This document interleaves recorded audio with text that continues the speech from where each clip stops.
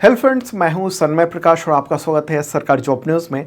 सबसे पहले important questions देखते हैं क्या क्या है इस करंट अफेयर्स वीडियो में, जिस पर चर्चा करने वाले हैं हम लोग।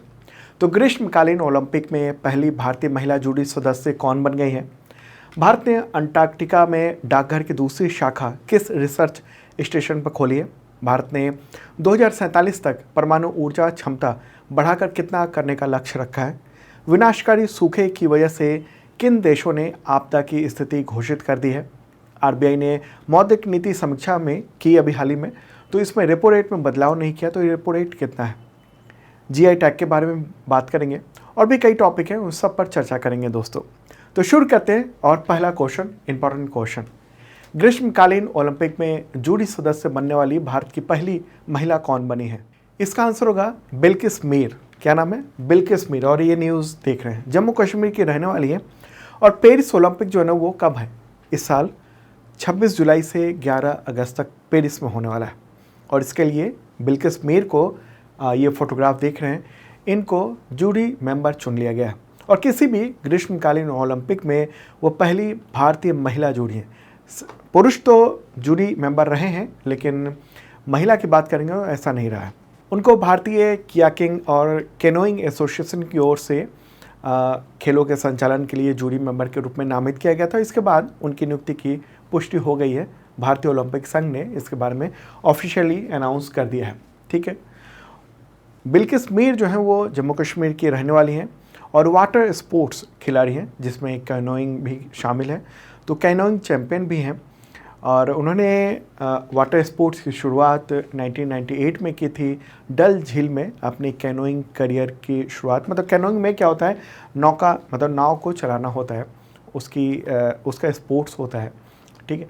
और 2023 में यानी पिछले साल जो चीन के होंगजू में एशियन गेम्स हुआ था, उसमें भी वो जूरी सदस्य के रूप में भूमिका निभा चुकी हैं। चलिए अब आगे बढ़ते हैं, अगला क्वेश्चन लेते हैं और काफ़ी महत्वपूर्ण क्वेश्चन है। अंटार्कटिका में भारतीय डाकघर की दूसरी शाखा किस रिसर्च स्टेशन पर खोलने का फैसला हुआ, जिसका पिन कोड MH1718 है? क्या आंसर होगा इसका? आंसर है भारतीय रिसर्च स्टेशन। क्या है? भारतीय रिसर्च स्टेशन। और ये न्यूज़ देख रहे हैं इंडियन एक्सप्रेस में। ठीक है। देखिए, अंटार्कटिका में अगर हम बात करेंगे अभी कितने रिसर्च स्टेशन हैं, तो इस वक्त 2 रिसर्च स्टेशन हैं और एक का नाम है मैत्री और दूसरे का नाम है भारती। ठीक है। तो एक बार मैप के ज़रिए देख लेते हैं पूरी चीज़ों को। ये रहा अपना प्यारा भारत। ठीक है। और अब चलते हैं अंटार्कटिका में, यानी दक्षिणी ध्रुव पर। ये देख रहे हैं अंटार्कटिका का ये मैप।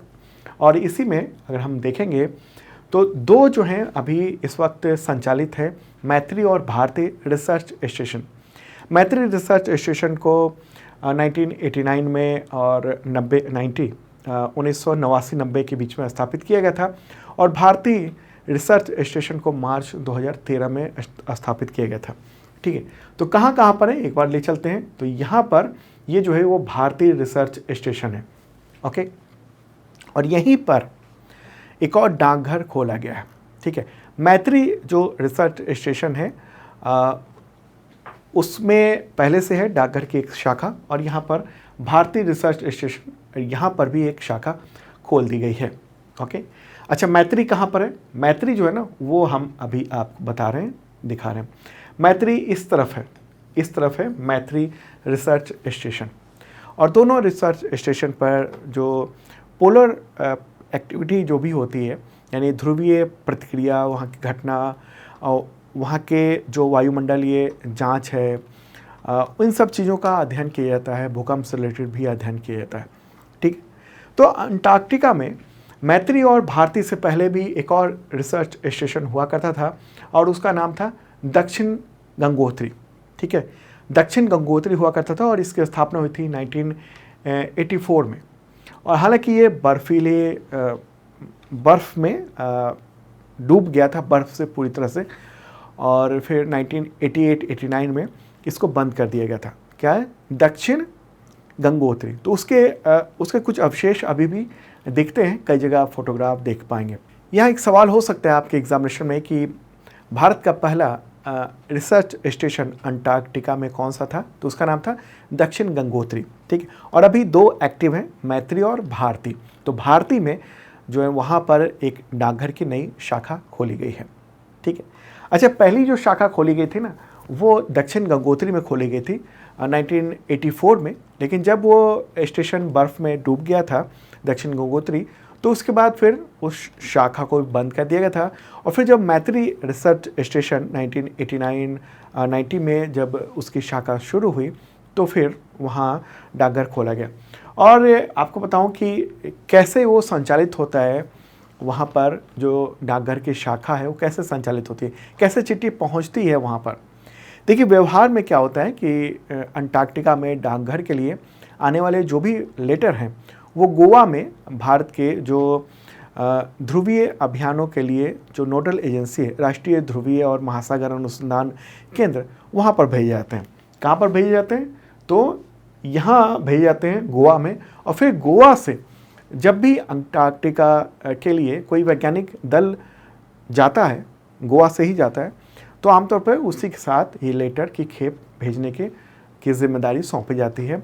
अंटार्कटिका में जो रिसर्च स्टेशन वहाँ पर, एक यहाँ पर है, इधर है मैत्री और इस तरफ है भारती। ठीक है, तो यहाँ पर चिट्ठियाँ भेजी जाती हैं वहाँ जब कोई वैज्ञानिक दल जाता है, और उसके बाद उन तमाम चिट्ठियों को रद्द कर दिया जाता है, मतलब उस पर मुहर लगा दिया जाता है और फिर वापस भेज दिया जाता है। ठीक, आमतौर पर लोग जो है ना वो इन चिट्ठियों को संग्रहित करने के लिए वो भेजते हैं वहाँ पर रिसर्च स्टेशन पर। ज़्यादातर ऐसा ही होता है कि जैसे आप भी भेज सकते हैं उस रिसर्च स्टेशन पर, फिर वहाँ से मुहर लग कर फिर वापस आपके पास आ जाएगी चिट्ठी, और उसको अपने संग्रहित कर सकते हैं, अपने रिकॉर्ड में रख सकते हैं। ठीक है, तो ये होता है। ओके, और यहाँ पर एक और आपको इम्पॉर्टेंट बात बता दूँ कि भारत जो है अंटार्कटिका में अपने ठिकानों को बनाए रखने के लिए अगले 5 वर्षों में अपना पहला ध्रुवीय अनुसंधान पोत यानी पोलर रिसर्च पोत जो है ना वो उसका निर्माण करने का लक्ष्य रखा है। और ये आइस ब्रेकर होगा जो कि आइस को तोड़ता हुआ आगे बढ़ेगा, और इस पर 2600 करोड़ रुपए खर्च होने का अनुमान है। मुझे लगता है पूरी बात आप समझ चुके होंगे। कोई सवाल हो तो कमेंट बॉक्स में आप पूछ सकते हैं, और इसका PDF भी अवेलेबल है। सरकारी जॉब न्यूज़ का जो ऐप है वहाँ पर आपको मिल जाएगा PDF। और बेसिक मेंबरशिप प्लान और ISPCS मेंबरशिप प्लान, उसमें काफ़ी डिस्काउंट चल रहा है। मात्र 100 रुपये में आप करंट अफेयर्स की तैयारी कर सकते हैं। इस मेंबरशिप में क्या मिलता है? आपको वीडियो मिलता है, PDF मिलता है, टेस्ट मिलता है करंट अफेयर्स का, और संबंधित एग्जामिनेशन के टेस्ट सीरीज भी मिलते हैं। और वीडियो, टेस्ट और PDF जो है ना वो daily, weekly, monthly, quarterly, yearly मिलता है। आपको पिछले 2 साल के कंटेंट मिल जाएंगे, यानी 23 का भी मिल जाएगा, 22 का भी मिल जाएगा, 2024 का भी मिल जाएगा आपको कंटेंट। और वो जो PDF होता है वो कई तरीके का होता है, 1 लाइनर, MCQ नोट्स होता है, और वीडियो का लिंक भी होता है। जैसे आप अभी जो रिसर्च स्टेशन के बारे में समझना चाह रहे थे ना, तो इसके बारे में अगर आप पढ़ रहे हैं PDF में, वहाँ पर वीडियो का लिंक भी होगा। जैसे आप क्लिक करेंगे ये वीडियो ओपन हो जाएगा, जो भी मैंने बात बताई है विजुअली आप समझ पाएंगे।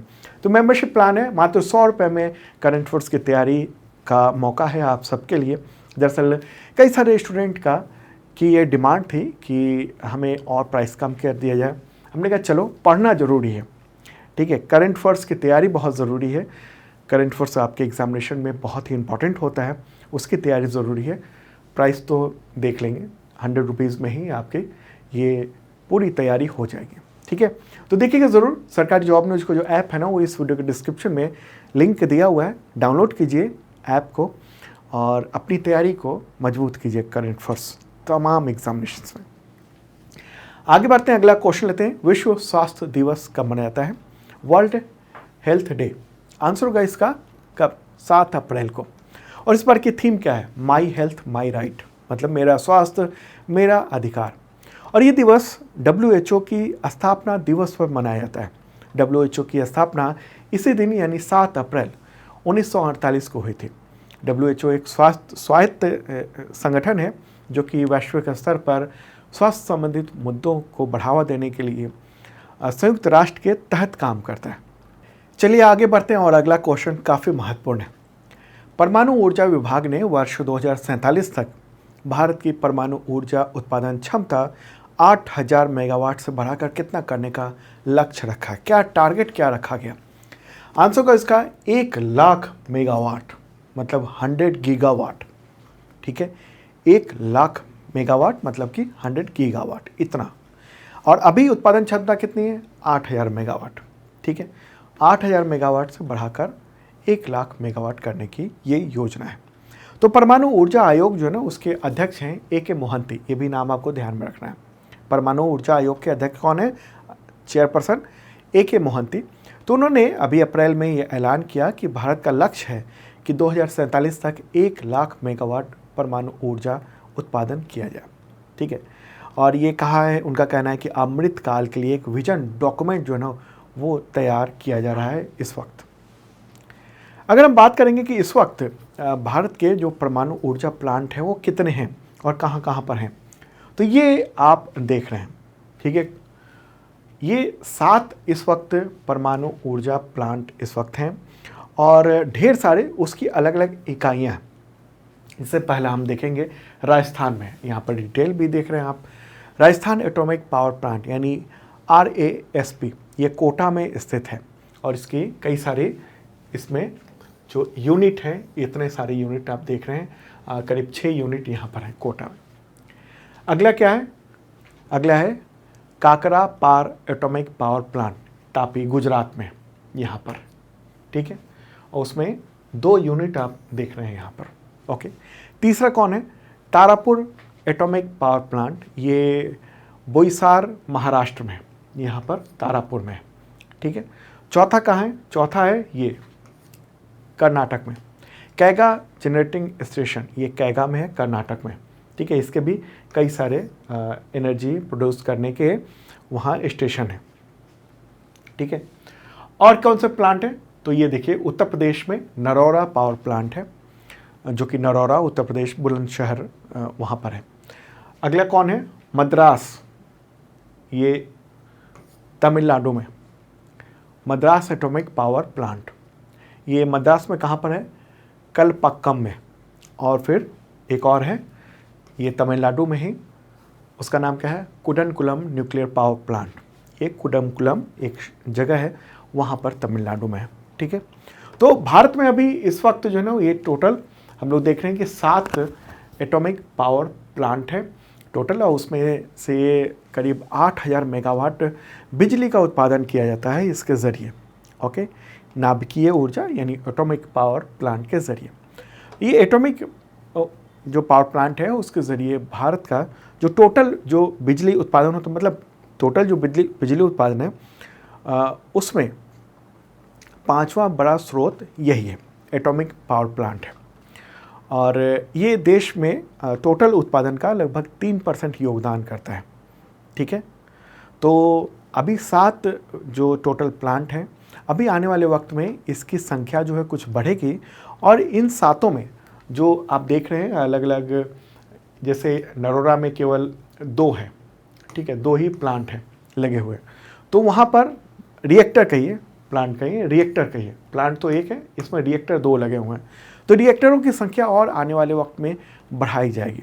ठीक है, तो ये एक इम्पॉर्टेंट बात है कि हम 1,00,000 मेगावाट बिजली उत्पादन का लक्ष्य रख रहे हैं। कब तक? 2047 तक ये तय किया गया है भारत सरकार के द्वारा, एक विजन डॉक्यूमेंट तैयार किया जा रहा है, उसके अनुसार आगे काम किया जाएगा। ठीक है, जिसमें दबाव युक्त भारी जल रिएक्टर जो है ना उसकी संख्या 14 है, और हल्के जल रिएक्टर वो 4 संख्या जो है वो होगी। ठीक है, तो ये योजना बनने जा रही है। चलिए अब आगे बढ़ते हैं, अगला क्वेश्चन लेते हैं। नेक्स्ट क्वेश्चन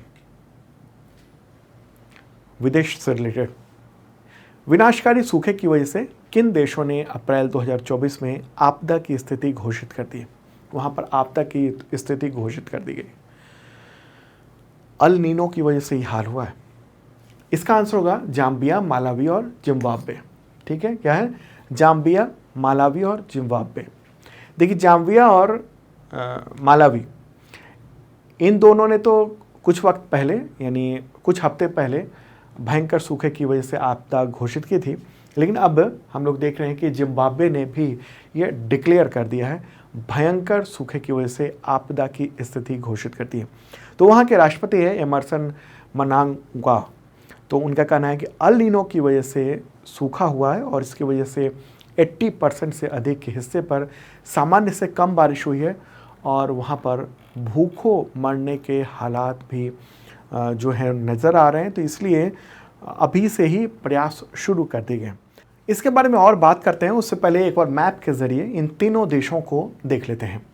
तो ये रहा अपना प्यारा भारत और अब चलते हैं उन तीनों देशों की ओर और वो है अफ्रीका में। ये अफ्रीकी कॉन्टिनेंट है और इसमें यहाँ जो रेड कलर में देख रहे हैं ये है जिम्बाब्वे। ये लैंड लॉक्ड कंट्री है। राजधानी है इसकी हरारे। क्या है? हरारे, ये जिम्बाब्वे की। ठीक है। राष्ट्रपति हैं यहाँ के एमरसन मनंगावा। मुद्रा है यहाँ जिम्बाब्वे डॉलर और अमेरिकी डॉलर भी चलता है और दक्षिण अफ्रीकी रैंड भी चलता है। ठीक है। और इसी के पड़ोस में ये है जाम्बिया। अगर हम मैप पे देखेंगे, एक बार मैं इसको घेर भी देता हूँ। ये है जिम्बाब्वे, यहाँ से यहाँ तक। ठीक है। ये वाला देश जो है ये भी लैंड लॉक्ड कंट्री है, ये जाम्बिया। और ये इसकी राजधानी है लुसाका। राष्ट्रपति हैं हॉकैंड हिचिलेमा और मुद्रा है यहाँ की जिम्बाब्वियन क्वाचा। और मालावी है तीसरा देश। मालावी जो है ना वो यहाँ पर देख रहे हैं आप, ये भी लैंड लॉक्ड कंट्री है और तीनों अगल बगल के देश हैं। ये रहा मालावी। ठीक है। मालावी की राजधानी है लिलोंगवे। क्या है? लिलोंगवे। राष्ट्रपति यहाँ के लाजर चकवेरा और मुद्रा है मालावी क्वाचा। तीनों देशों ने मिलकर ये ऐलान कर दिया है, आपदा की स्थिति घोषित कर दी है, क्योंकि जो सूखा पड़ा है उसकी वजह से वहाँ पर मानवीय संकट खड़ा हो गया है और खाने पीने की बहुत ही किल्लत होने जा रही है। ऐसी मतलब उम्मीद की जा रही है, अभी से ही समस्या हो गई है। तो इन सब देशों ने, तीनों देशों ने संयुक्त राष्ट्र की तमाम एजेंसियों और अंतर्राष्ट्रीय संगठनों और भी दूसरे से सहयोग करने की अपील की है, मांग की, डिमांड की है। ठीक है। यहाँ क्या हुआ है? हुआ ये है कि अल नीनो का असर हुआ है। अल नीनो आपको पता है कि एक प्राकृतिक रूप से होने वाली जलवायु की घटना है जो हर 2 से 7 साल में प्रशांत महासागर के कुछ हिस्से में होता है और कुछ हिस्से को ये गर्म कर देता है, जिससे दुनिया का जो मौसम है ना वो विभिन्न तरीके से प्रभावित होता है। भारत भी प्रभावित होता है और अफ्रीका भी प्रभावित होता है। ठीक है। तो हम ये देखेंगे इसमें कि जो अल नीनो होता है और नॉर्मल ईयर क्या होता है। नॉर्मली क्या होता है, ये तो आप देखिए कि प्रशांत महासागर है, इधर ऑस्ट्रेलिया है, इधर ये अमेरिका हो गया, इधर ये कनाडा हो गया, ये साउथ अमेरिका जो कॉन्टिनेंट है वो है। तो होता ये है कि ऑस्ट्रेलिया की ओर से जो हवा चलती है, मूवमेंट होता है वो इस तरीके से, और ये साउथ अमेरिका में यहाँ टक्कर होते हुए और ये वापस इस तरह से लौटती है।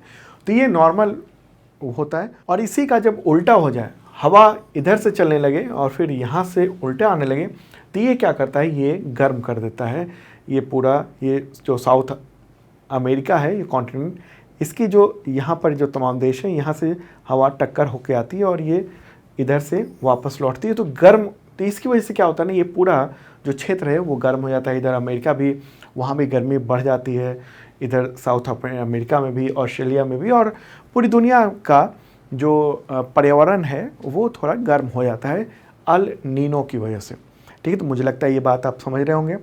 तो अभी क्या हुआ है कि जो अफ्रीकी देश हैं, ख़ासतौर पर जो दक्षिण की ओर, अफ्रीका में जो दक्षिण की ओर जो देश हैं वहाँ पर औसत से कम बारिश हुई है। हालांकि पिछले कुछ दशकों में बारिश कम हुई है, लेकिन इस बार अल नीनो की वजह से इस इलाके में, ये यहाँ से लेकर और यहाँ पर इन इलाकों में ये बारिश बहुत कम हुई है और ये दशकों का सबसे ख़राब सूखा पड़ा है। जिम्बाब्वे जो ना, ये देश जो जिम्बाब्वे, ये कभी एग्रीकल्चर के तौर पर महाशक्ति के रूप में माना जाता था और एग्रीकल्चर यानी कृषि महाशक्ति कहिए, वो अनाज का निर्यात तक था बहुत बड़ा। लेकिन जो पिछले कुछ दशकों में जो वहाँ और कुछ सालों में जो गर्मी की लहर आई है और उसकी वजह से बाढ़ भी इतनी तेज आ गई, चरम स्थिति आ गई, उसकी वजह से यहाँ पर अनाज उपजाना बहुत ही मुश्किल हो गया है, कृषि करना मुश्किल हो गया है और भूखे मरने की स्थिति आ गई है। और फिर यहाँ पर भूख से लोगों को मरने से बचाने के लिए यूनाइटेड नेशंस को यहाँ मदद भेजनी पड़ी है। तो ये स्थिति है। मौसम यानी पर्यावरण का जो दुष्प्रभाव होता है वो अच्छे अच्छे देश को बर्बाद कर देता है। ठीक है, तो ये क्लियर होगी बात। चलें अब आगे बढ़ते हैं। कोई सवाल हो कमेंट बॉक्स में आप बता सकते हैं और इसका पीडीएफ भी अवेलेबल है, पीडीएफ भी देख लीजिएगा, पढ़िएगा और इसका टेस्ट भी है, डेली का टेस्ट भी है, उसे भी आप ज़रूर दीजिए। अगला क्वेश्चन लेते हैं। विकास और शांति के लिए अंतर्राष्ट्रीय खेल दिवस कब मनाया जाता है? आंसर होगा 6 अप्रैल को मनाया जाता है। ठीक है, 6 अप्रैल को। और ये दिवस संयुक्त राष्ट्र महासभा ने घोषित किया हुआ है। 2013 में इस दिवस की घोषणा की थी संयुक्त राष्ट्र महासभा ने, जनरल असेंबली ने। अगला क्वेश्चन लेते हैं। डेमोक्रेटिक रिपब्लिक ऑफ कॉन्गो की पहली महिला प्रधानमंत्री कौन बनी है? कांगो की बात हो रही है, डीआरसी कॉन्गो। आंसर होगा जूडिथ सुमिनवा तुलुका। तो ये न्यूज़ देख रहे हैं, कांगो में ये अपॉइंटमेंट हुआ है और ये फोटोग्राफ रहा है इनका। 56 ईयर की हैं और पहली महिला प्रधानमंत्री ये वहाँ की बनी है। ठीक है, तो एक बार कांगो को देख लेते हैं। वहाँ जो कांगो है वो है कहाँ पर, मैप के ज़रिए, फिर आगे बताएंगे आपको। ठीक है, तो सबसे पहले प्यारा भारत अपना, और अब कहाँ पर चलेंगे? अब अफ्रीका में चलेंगे। कांगो, डीआरसी कांगो, वो अफ्रीका में।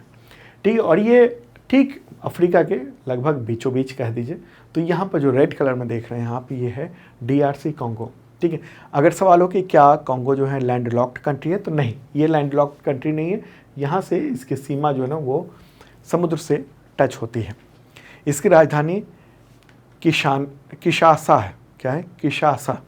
राष्ट्रपति हैं फेलिक्स त्सेसिकेदी। ठीक है, मुद्रा यहाँ की है कांगेलेस फ्रैंक। अगर पड़ोसी देशों की बात करेंगे तो इधर सेंट्रल अफ्रीकन रिपब्लिक हो गया। ठीक है, साउथ सूडान हो गया, युगांडा हो गया, रवांडा, बुरुंडी, तंजानिया, इधर जाम्बिया हो गया, अंगोला हो गया और रिपब्लिक ऑफ कॉन्गो भी हो गया। ठीक है, तो ये सब इसके पड़ोसी देश हैं। तो यहीं पर बन गई हैं अब पहली महिला प्रधानमंत्री। यहाँ जो है ना वो ये डीआरसी कॉन्गो और रवांडा के बीच में काफ़ी लंबे समय से संघर्ष की स्थिति रही है और इसकी वजह से बहुत लाखों लोगों को विस्थापित होना पड़ा है और सबसे खराब मानवीय संकटों में से ये एक यहाँ पर स्थिति है। ठीक है, चलें आगे बढ़ते हैं। अगला क्वेश्चन लेते हैं।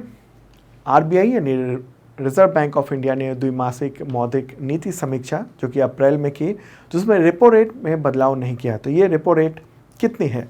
आंसर का 6.5%। कितना है? 6.5%। ठीक है, तो अभी बढ़ाया नहीं गया है रेपो रेट को। तो आरबीआई की मॉनेटरी पॉलिसी कमेटी है और वो रेपो रेट को घटाने बढ़ाने का काम करती है। ये रेपो रेट जो है ना वो टूल है आरबीआई के पास महंगाई को कंट्रोल करने का।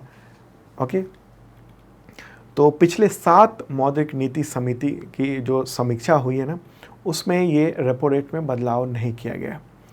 आरबीआई के जो गवर्नर हैं शक्तिकांत दास, जो फोटोग्राफ देख रहे हैं आप, उनका कहना है कि महंगाई कंट्रोल में आ रही है और इसलिए हम रेपो रेट को बढ़ा नहीं रहे हैं। रेपो रेट होता क्या है? ठीक है, रेपो रेट में क्या होता है, या इसको इस तरह से समझिए कि आसान भाषा में कि बैंक हमें कर्ज देता है और हम उस पर ब्याज चुकाते हैं। वैसे ही बैंकों को भी अपने रोज़मर्रा के काम के लिए रकम की ज़रूरत पड़ती है और ये रकम आरबीआई देता है। भारी भरकम रकम की ज़रूरत पड़ती है तो आरबीआई देता है। तो आरबीआई जो है ना उस पर ब्याज वसूल करता है। तो उस ब्याज को कहते हैं रेपो रेट। ठीक है, रेपो रेट से क्या प्रभाव पड़ता है आम आदमी पर? देखिए, होता ये है कि जब मार्केट में लिक्विडिटी यानी रुपए की मात्रा बढ़ जाती है और उसकी वजह से महंगाई देखने को मिलती है तो आरबीआई क्या करता है, रेपो रेट को बढ़ा देता है। तो ऐसे में बैंक के लिए आरबीआई से रुपया लेना थोड़ा महंगा हो जाता है, तो बैंक भी क्या करता है, वो दूसरों को कर्ज कम देने लगता है। तो ऐसे में मार्केट में जो लिक्विडिटी है वो कम हो जाती है, यानी मार्केट में रुपया कम हो जाता है। तो जब रुपया कम होगा तो फिर महंगाई को कंट्रोल करने में आसानी होती है। अच्छा, एक होता है रिवर्स रेपो रेट, यानी बैंक के पास जब ज़्यादा रकम हो जाती है तो वो आरबीआई को दे देता है और फिर आरबीआई उसके लिए ब्याज देता है बैंकों को, तो ये रिवर्स रेपो रेट होता है। ठीक है, तो ये टूल है आरबीआई के पास महंगाई को कंट्रोल करने की, उसको घटाने बढ़ाने की। ठीक है, चलिए आगे बढ़ते हैं, अगला क्वेश्चन लेते हैं। किस आईआईटी ने स्वाइन फीवर, मतलब कि सुअर में एक संक्रामक बीमारी होती है स्वाइन फीवर, तो उसके लिए भारत की पहली वैक्सीन विकसित की है? रिकॉम्बिनेंट वैक्सीन कहेंगे इसको। आंसर होगा आईआईटी गुवाहाटी। तो आईआईटी गुवाहाटी ने ये डेवलप किया है। ठीक है, द हिंदू ने इसके बारे में डिटेल में प्रकाशित किया है और ये रिकॉम्बिनेंट वेक्टर वैक्सीन है। विशेष रूप से सुअर, जंगली सुअर, इन सब में जो वायरल बीमारी हो जाती है और उसके लिए है ये। अगला क्वेश्चन लेते हैं, कठिया गेहूं को जीआई टैग मिला है, तो ये किस राज्य से संबंधित है? आंसर होगा उत्तर प्रदेश, यानी उत्तर प्रदेश की जो बुंदेलखंड है, जो एक क्षेत्र को कहते हैं बुंदेलखंड, तो वहाँ की स्वदेशी किस्म है। ठीक है, कठुआ गेहूँ, तो उसको ये भौगोलिक संकेतक यानी जीआई टैग दिया गया है।